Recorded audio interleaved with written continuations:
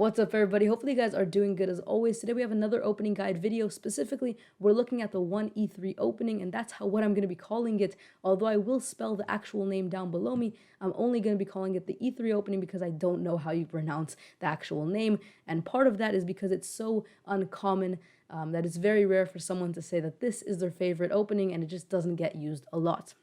I do want to mention this opening was recommended to me by someone in my comment section of my previous video, so I do truly appreciate it if you guys leave any suggestions, because after all, this is a chess channel for you guys. And so if you have any openings, any traps, any puzzles, anything related to chess that you want me to go over, make sure you leave it down below. So let's go ahead and start exploring this opening. We see 1e3, like I mentioned, and one thing you'll notice is that you're not controlling any of the d5 or e5 squares, and therefore both d5 and e5 seem very reasonable here for black to play. Let's go ahead and begin with d5, because this is actually this is not that bad for you if you know how to play it. So one thing you can do here, or one thing you can look to do, is transpose into the English opening, which is 1c4. So if you go ahead and play c4 now, notice that this could actually end up being quite a nice position for you. So let's go ahead and look at a position if black decides to take. If black takes here, that's very pleasant. You take with the bishop. You already have some targets, maybe,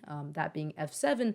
So maybe, you might see like e6 trying to block your bishop from having an eye on f7. But from here, you can continue developing. You can, play d4. They've developed their knight. You can develop your own knight to f3. And you'll notice it actually ends up being quite pleasant the way that you can continue developing, right? So, for example, let's say we have knight d7. You can develop your own knight. They develop their bishop. Where do you want to place your bishop? That's the only problem here, because even if you fianchetto it, which is something that you sometimes like to do when your bishop can't go out the other way, the problem is even if the bishop gets fianchettoed here, there's a pawn on d4 that's stopping it. So even then, it won't be that good of a piece. So I recommend actually placing the bishop over here on d2 in a position like this, especially, with the pawn on e3. This bishop is not your better bishop. It's actually your worst one. So regardless, this is not the most important piece for you. So placing it on d2 seems okay.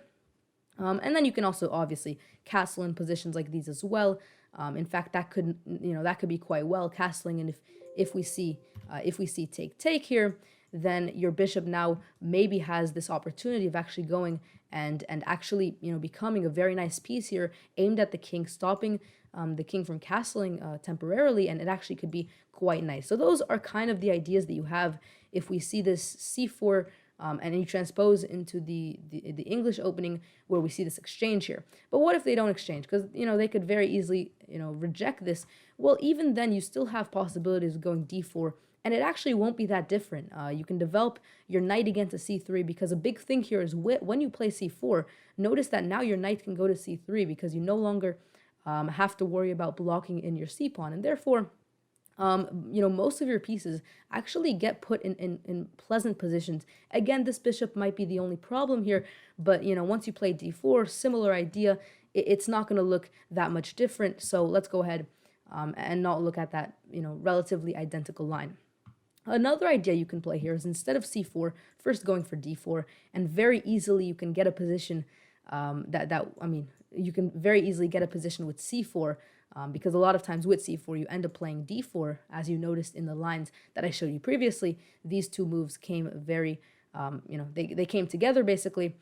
So this is something you might see. The only reason really that I would recommend first going for c4 before you go for d4 is because if you go for d4 first, then the problem is it looks a little bit less natural. It gives black the ability to maybe start getting a bit of a better center. If you start immediately very strong with c4, then the thing is you're immediately questioning this pawn here. It's a little bit more aggressive, I guess.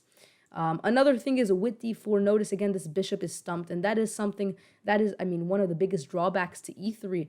A lot of times with d4, you then like to play bishop to f4, and this is obviously the London system. It's a very common system, and only then do you play e3. So this is definitely a big disadvantage for you. But once again, the bishop can go to d2, and like I showed in the other line, it sometimes has life here on a3 as well. Let's go ahead and now explore options with after 1e3. We see actually e5, and this is also a move that your opponent can play very quickly, because a lot of times, after e4, we see e5, so he might not really think that anything is different here, but there actually is something different, because now you have the ability of playing d4 a lot better. And the point is, after take, I mean, this is a beautiful position for you. Both your bishops can be let out very nicely, your knights as well. You have a very strong pawn here in the center. And I mean, in this position, you can't even really tell you started with e3. It just seems very, very pleasant. Of course, you can still go for c4 ideas sometimes. It's very nice here. What if he doesn't take? Well, if he doesn't take, for example, let's say we see d6, well, you can very easily take here. You can trade queens, winning the castling rights. Well, not really winning them, but rather making your opponent lose them. And therefore, you can just continue developing. Notice that in positions like these where he has a pawn on e5, then actually fianchettoing your bishop doesn't seem so unreasonable, because very quickly you'll see that your bishop has a very nice target here. And so that is actually something you could look forward to. Instead of placing the bishop on d2, you could try to put on b2. And overall, there aren't too many differences. You develop your pieces just like any other opening, and everything should be okay. The last response that I actually want to go over is knight to, it's actually knight to f6. And the reason that I want to go over this response is because I believe that Lichess puts this as the best response against e3. And so I want to go ahead and also kind of crack this down and show you how you can still beat this response quite easily. So one thing you're going to want to do here is play c4. And very similar to last time, find yourself in this position with c4 and d4 on the board. And that's kind of what you're going to be aiming for in all of these openings. With e3, notice that d4 seems very reasonable, and also c4 with your bishop defending it. So I think that definitely d4 and c4 is something you should be looking to play very often. Another, some benefits that this gives you is that you can now develop your bishop to d2 because the d pawn is gone. You can develop your knight to c3 because the c pawn is gone. So you'll notice that your developments are quite nice here. Your bishop can go to e2, right? So if they decide to not take, so here notice that they first kind of built this kind of defense for their pawn. So here this pawn, it doesn't have to take, it's very safe here. But that doesn't, that shouldn't really bother you, because instead of taking, you can just develop your bishop actually just to e2, and it should be okay. Eventually you might have to move your bishop again, but to be honest, that isn't too much of a deal or a big deal. You can develop your knight. I mean, this can continue, in a number of ways, but for the most part, it's quite pleasant. Again, your bishop, you don't want to fianchetto it because it's just going to be facing this d4 pawn. And it's very rare that you're going to want to, fianchetto it with the move e3 on the board, because again, a lot of times we see this then d4 and d5 structure. If we see e5, then sure, fianchettoing it seems quite reasonable. But for the most part, bishop d2 here, you're going to be surviving. And that's going to be the end of my video about how you can go ahead and go about playing the move e3. Overall, would I recommend it? I mean, absolutely. Chess is a game where you should be exploring, all different openings. In the end of the day, you're supposed to have fun. So go ahead and try out different openings. If you're in a tournament, if you're in a competition, would I recommend it then? Maybe not, because it definitely is not the most solid option. But like I showed you here, there's definitely positions that can be, quite nice for white. So hopefully you enjoyed this video. Hopefully you learned a little bit. Make sure you guys subscribe if you're new around here, and I'll see you guys next time. Peace out.